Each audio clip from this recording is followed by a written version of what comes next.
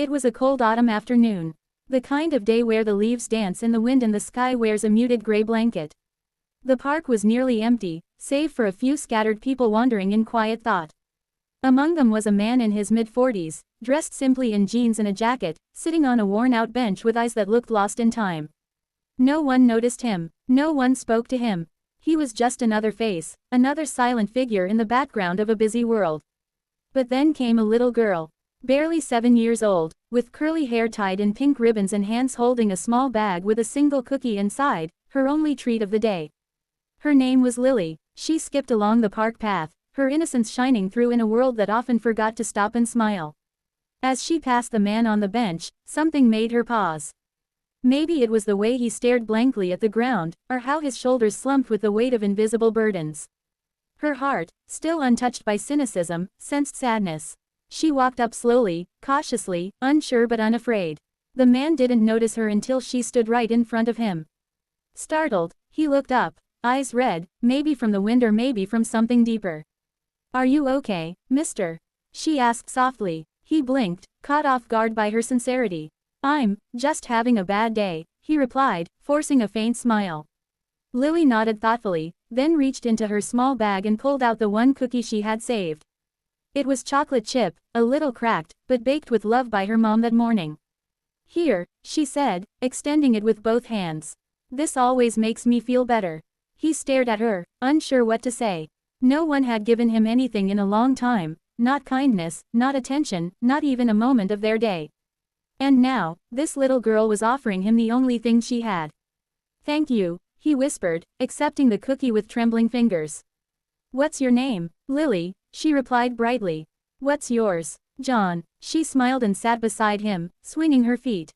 "My mommy says cookies can fix everything. I think smiles help too. You should try one." He laughed, a real laugh, for the first time in days. And just like that, in a few brief minutes, the fog in his heart lifted just a little. What Lily didn't know was that John wasn't just any man. He was the CEO of a global tech company, a billionaire who had built empires from nothing. But life had worn him down. A recent betrayal by someone he trusted, the loneliness that came with success, and a feeling of being unseen had driven him to the brink of walking away from it all. That day, he had planned to disappear, leave everything behind. The bench in the park wasn't just a resting place, it was a pause before a decision that might have changed his fate forever. But Lily changed it first. He sat there with her, talking about butterflies and favorite cartoons, about school and the dog she wanted for Christmas.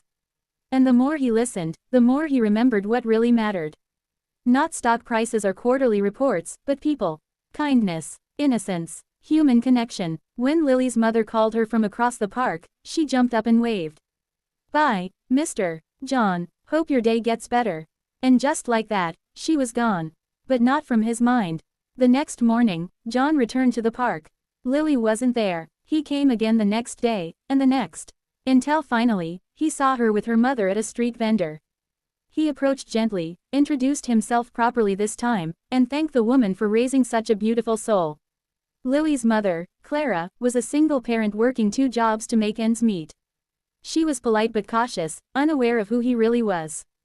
Over the next few weeks, John kept visiting. He brought books for Lily, groceries for the family, and spent time with them, as just John, the kind stranger, not the CEO. He fixed things around their apartment, helped Clara with her resume, and listened to their stories. And then, one day, everything changed. He invited them to an office building, towering and sleek, unlike anything they'd ever seen. There, in a private conference room, he revealed his identity. Clara was shocked. Lily didn't fully understand the gravity of who he was, but she smiled anyway and said, "I knew you were special." John offered Clara a job, not out of charity, but because she was qualified and hardworking. He enrolled Lily in a top school and funded a trust in her name. But more than that, he made them part of his life. They weren't a project or a cause, they were family now. Years passed. Lily grew into a kind, intelligent young woman who often spoke about how one cookie changed her life. John mentored her, watched her win scholarships, and eventually take over one of his company's charitable foundations. Clara flourished too, eventually running her own consulting firm. And John, he found purpose again. The little girl with the cookie had reminded him that sometimes, the smallest acts of kindness can heal even the deepest wounds. He often said at events, "I was saved by a cookie and a smile. Not because I needed food, but because I needed hope." Their story became a symbol of unexpected encounters, of humanity in its rawest form, and of the idea that giving, no matter how small, can spark a transformation larger than we imagine. People around the world heard about it when John finally shared the story in an interview. He didn't name names, but described the moment vividly. Donations poured into children's charities. Acts of kindness trended on social media. Strangers started handing out cookies and notes with messages of hope. It became a movement, but for John, it always came back to Lily. The little girl who didn't see a CEO, didn't care about money, just saw someone who needed a cookie. In a world that often measures worth by titles, salaries, and possessions, this story reminds us to look deeper. To see each other, to pause, even if just for a moment, and ask, "Are you okay?" And if we can, to share a cookie. Because sometimes, a single act of kindness doesn't just make someone's day, it changes the course of a life. And that is where true wealth begins.